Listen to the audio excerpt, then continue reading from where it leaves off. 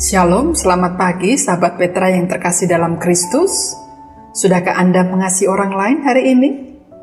Pada embun pagi hari ini, Senin 8 Maret 2021, kita bersama membuka hari dengan sapaan Sabda Tuhan bersama saya, Pendeta Murtini Hehanusa dari GKJ Jatimulyo dan LPP Sinode GKJ GKSU Jateng.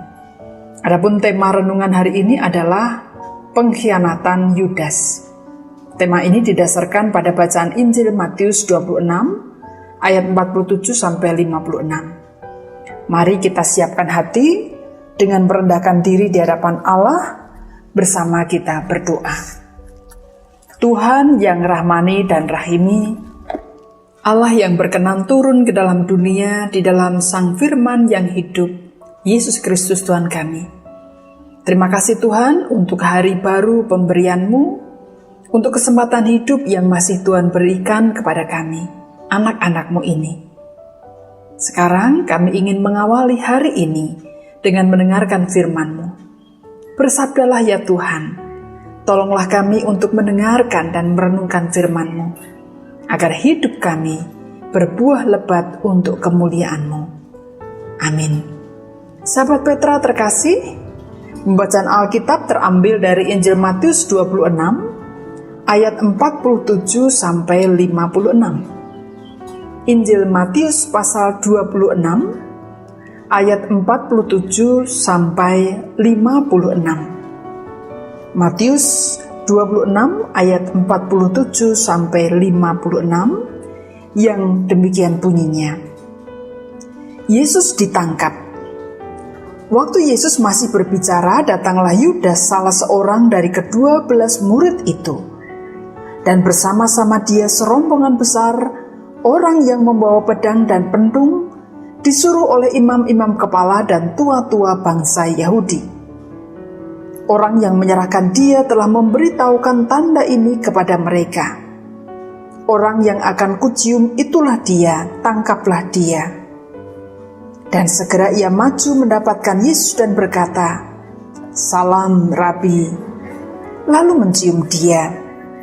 Tetapi Yesus berkata kepadanya, "Hai teman, untuk itukah engkau datang?"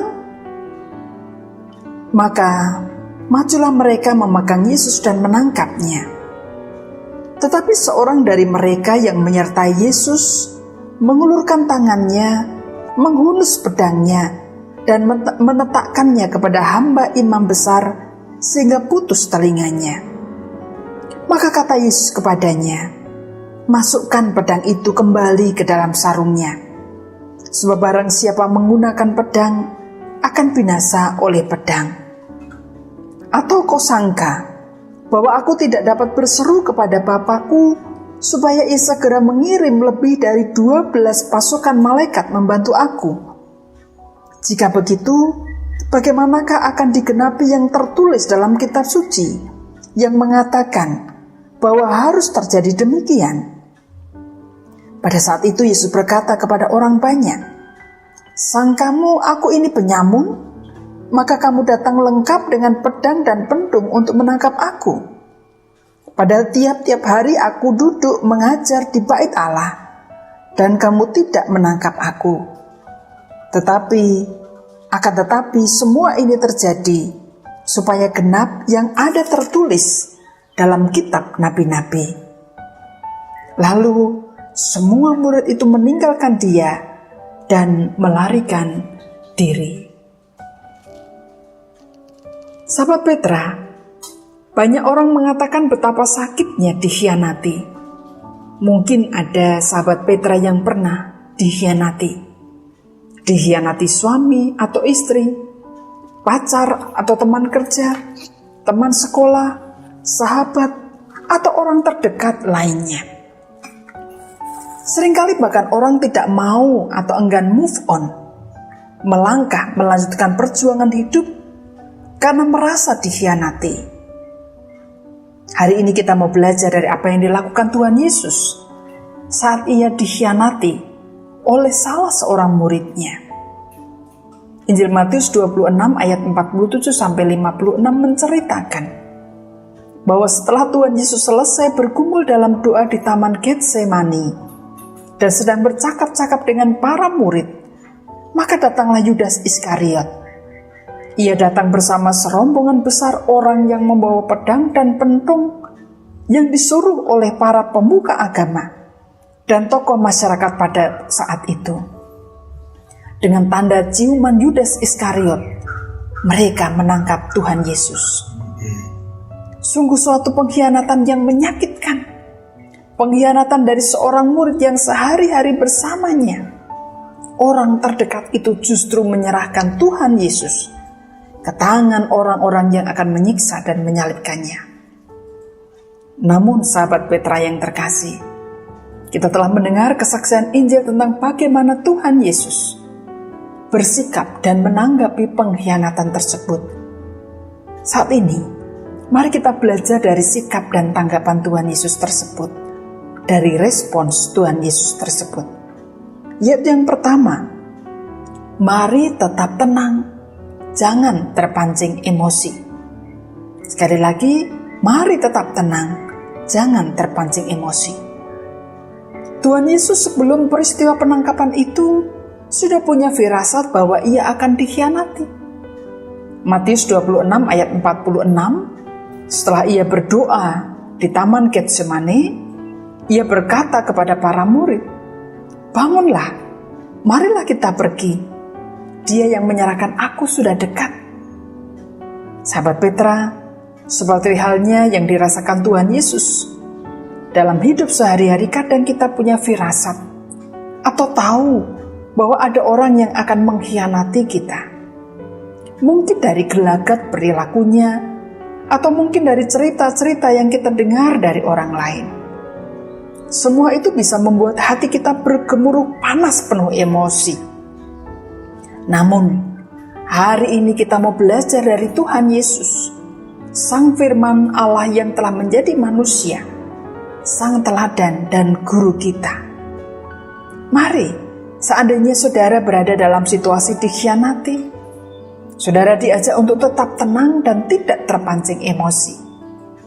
Yesaya 30 ayat 15 menulis, "Dalam tinggal tenang dan percaya terletak kekuatanmu." Pelajaran kedua yang kita dapatkan dari sikap dan tanggapan Tuhan Yesus ketika dikhianati adalah tidak melawan dengan kekerasan. Sekali lagi, tidak melawan dengan kekerasan.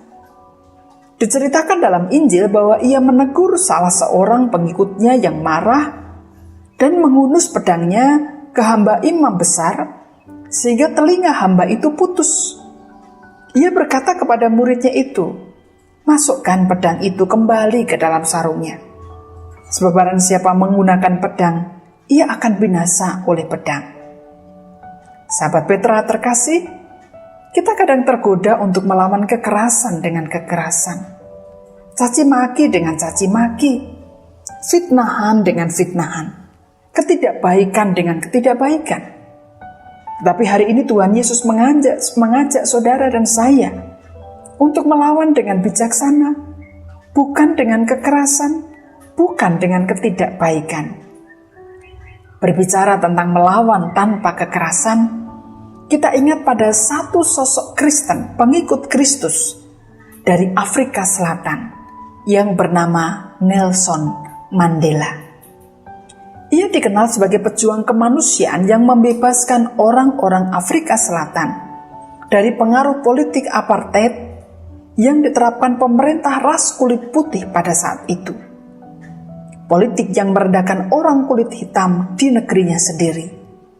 Selama 27 tahun, Nelson Mandela dipenjara karena memperjuangkan hak-hak warga kulit hitam. Karena kiprahnya dalam memberantas rasisme, kemiskinan, dan kesenjangan sosial di negaranya itulah, ia akhirnya dijuluki sebagai Bapak Bangsa Afrika Selatan. Tahun 1993, karena upayanya dalam menghapuskan apartheid bersama kawannya, de Klerk, Mandela pun mendapatkan Nobel Perdamaian. Di tahun berikutnya pada tanggal 27 April 1994, Afrika Selatan resmi mengadakan pemilihan demokrasi pertama mereka yang melibatkan orang kulit putih dan kulit hitam. Dalam pemilihan tersebut, Mandela terpilih sebagai presiden kulit hitam pertama di Afrika Selatan. Ia dinobatkan sebagai presiden di usianya yang ke-77 pada tanggal 10 Mei 1994. Sementara de Klerk menjabat sebagai wakil presiden yang mereka jalani hingga tahun 1999. Pada tanggal 5 Desember 2013, Nelson Mandela meninggal dunia di rumahnya di Johannesburg, Afrika Selatan dalam usia 95 tahun. Sahabat Petra, yang menarik dari kisah hidup Nelson Mandela adalah apa yang ia lakukan tatkala ia baru keluar dari penjara. Ketika ditanya apakah ia masih menyimpan dendam dan kemarahan atas semua kekerasan, penghinaan dan penganiayaan yang dilakukan rezim dan lawan politiknya, dengan tenang ia menjawab, memang ada rasa marah, bahkan takut karena kehilangan kebebasan sekian lama. Namun, jika saya melangkahkan kaki keluar dari penjara dan tetap menyimpan dendam, itu berarti saya masih terpenjara oleh mereka. Karena ingin bebas sepenuhnya, saya tinggalkan rasa marah itu di belakang dan memaafkan semua yang terjadi. Sahabat Petra, dalam sebuah dialog imajinatif di dalam blognya, seorang blogger, Titus Yonathan, bertanya kepada Nelson Mandela demikian, siapakah yang menginspirasi Anda dalam perjuangan melawan diskriminasi ras ini? Nelson Mandela menjawab, Mahatma Gandhi untuk gerakan anti kekerasan melawan penjajah, dan Sang Mesias untuk keadilan dan persamaan hak umat manusia di muka bumi. Ia mengatakan, Yesus Kristus tidak pernah memilih satu ras tertentu, negara tertentu, bahasa tertentu, suku bangsa tertentu, tetapi dia memilih seluruh umat manusia. Lebih lanjut, Titus Yonathan bertanya, siapa yang menginspirasi Anda sehingga Anda bertekun dalam perjuangan meski harus mengalami penderitaan selama puluhan tahun? Lalu Nelson Mandela menjawab, Sang Mesias. Dia dilahirkan dalam derita, ditolak oleh masyarakat, dan dieksekusi seperti seorang kriminal di kayu salib. Siapa lagi yang darinya kita bisa belajar soal ketekunan? Setiap kali saya merayakan Paskah, saya merayakan kelahiran kembali iman saya. Pelajaran ketiga yang kita dapatkan dari sikap dan tanggapan Tuhan Yesus ketika dikhianati Yudas adalah, sampaikan isi hati saudara, sampaikan isi hati Anda dengan baik-baik, dengan cara yang baik. Hal ini nampak dari kata yang dipilih Tuhan Yesus dalam ayat 50. Tuhan Yesus berkata kepada Yudas, hai teman, untuk itukah engkau datang? Tuhan Yesus tidak berkata, kurang ajar kamu ya, selama ini kita bersama-sama dalam suka dan duka, ternyata kamu pengkhianat. Tidak, saudara. Tuhan Yesus tidak berkata-kata seperti itu. Bahkan kepada orang-orang yang menangkapnya, ia berkata, sangkamu aku ini penyamun? Maka kamu datang lengkap dengan pedang dan pentung untuk menangkap aku. Padahal tiap-tiap hari aku duduk mengajar di bait Allah, dan kamu tidak menangkap aku. Apa yang dilakukan oleh Tuhan Yesus, itu pula lah yang dilakukan oleh Nelson Mandela.